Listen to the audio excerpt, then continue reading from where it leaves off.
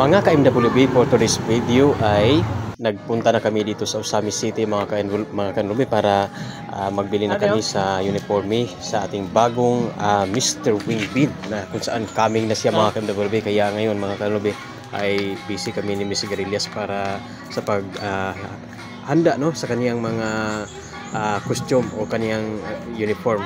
Ito kasi ang kaniyang gusto na ipabili sa amin na bago siya makarating dito mga ka-MWB sa Misamis Occidental ay ready na ang kaniyang uniforme. Kaya kahapon mga ka-MWB, araw ng linggo, ay pagkatapos namin nagsimba sa katedral ay nagpunta kami dito sa sentrum Usami City kung saan dito namin hinanap mga ka-MWB itong kaniyang jacket.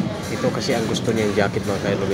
Kaya ito, dito kami nagpunta. At pagkatapos mga ka-MWB, pagkatapos sa aming pamili doon sa sentrum, ay nagpunta din kami sa public mall Usami City para bilihin din namin ang kaniyang sarok. Yan, sarok. Nag-order din siya ng sarok o itong malaking native hat mga ka-MWB na kalo, dahil ito kasi ang gusto daw niyang gamitin mga ka-MWB kung saan siya magpunta dito sa Misamis Occidental. Ito ang kanyang gagamitin. Kaya ngayon mga ka-MWB ay hindi na kami nagtagal ni Miss Garillas. Pinuntahan talaga namin dito kahapon sa Usami City at naghanap kami dito kung mayroon bang mabili namin dito. At kasama ko dito mga ka-MWB si Miss Garillas at saka siyempre sa aming anak na si Pearl. Dahil ito si Pearl, hindi talaga ito, napakakulit talaga itong bata na to. Kaya kahit saan na lang, kahit saan maraming mga gusto niyang bilhin, pero wala naman kaming pera pang bili sa kanyang gusto. At fast forward mga ka-MWB, nandito na kami sa public mall Usami City kung saan dito sa native section, kung saan dito natin makikita ang mga iba't ibang ori ng mga native product tulad ng mga basket, ayan, mga kaang, o mga ligo, bilao, ay marami pang mga ka-MWB na gusto nito. Kaya dito namin hanap mga ka-MWB ang sarok na kalo, kasi ito po ang gusto ni the original Mr. Wingbin na ipabili niya sa amin. Kaya ito mga ka-MWB, bilis-bilisan namin ang pagpili dito mga ka-MWB dahil medyo hapon na. At dito naman mga ka-MWB, si nanay ay bilis naman si nanay nagpakita sa kaniyang tinda na sarok.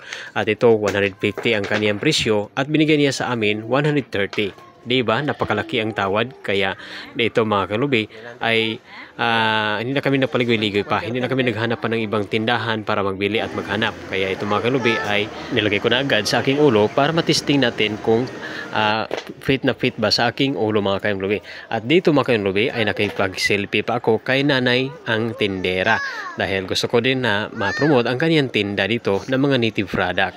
Siyempre mga ka-MWB dahil napakaraming mga sari-saring mga tinda siya. At dito mga ka-MWB, lumabas na kami sa public mall dito sa native section. Dala ko na ang silig na binili ni Miss Garillas at saka ang kalo na sarok. At pagkatapos mga ka-MWB, nagpunta din kami dito sa Prospera Park dito sa City Hall, Usami City, kung saan dito namin na-meet personal ang aking napaka-idol at napaka-supportive siya si Ma'am Jabis Delgado. Taga dito lang sa Usami City, sa Manabay, Usami City. Siya ang isa sa mga pinaka-supportive dito sa aking Facebook page at sa aking YouTube channel. At pagkatapos mga ka-MWB sa aming pagkwentuhan ni Ma'am Jabis ay dito umalis na kami at naghanap kami ng pwede naming magpagbilihan ng pagkain dahil gusto ni Miss Garillas na bumili na lang kami at dali na lang namin sa bahay. Kaya dito mga ka-MWB, si Miss Garillas ay nakapagbili na ng kanyang paborito na siumay at saka nagbili din ako ng aking paborito din na tinain ng manok. At fast forward mga ka-MWB, sa wakas ay nakauwi na kami dito sa bahay kung saan hinanda ko na ang aming sigarilyas. At siyempre mga ka-MWB, pinakita ko sa inyo mga ka-MWB ang aking nabili na uniforme ng ating bagong Mr. Wingbin ng Pinas. Ito ang kaniyang uniforme, ang color gray na jacket mga ka-MWB. At plano ko mga ka-MWB na tatakan ko yan or printahan ko ng Mr. Wingbin ng Pinas. At siyempre ang ating sarok na kalo. At dito mga ka-MWB, tinisting ko mga ka-MWB para masukat natin ang size sa jacket na ating nabili.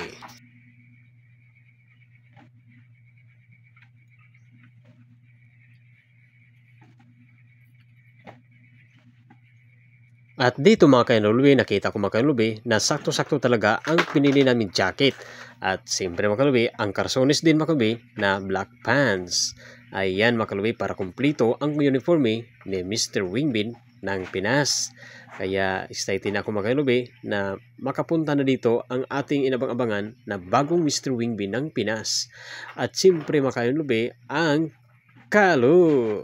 Ayan, so kumpletong-kumpleto na mga kalubi. At napasayaw pa ako mga kalubi dahil saktong-sakto talaga ang sukat o ang size nitong jacket. At siyempre mga kalubi, kinuha ko ang aking wing beans o sigarilyas, itong dry wing beans sigarilyas. Ayan, so excited ako mga kalubi na ipakita ito kay bagong Mr. Wingbee. At dito nagtatapos mga kalubi ang aking vlog. Don't forget to follow my page.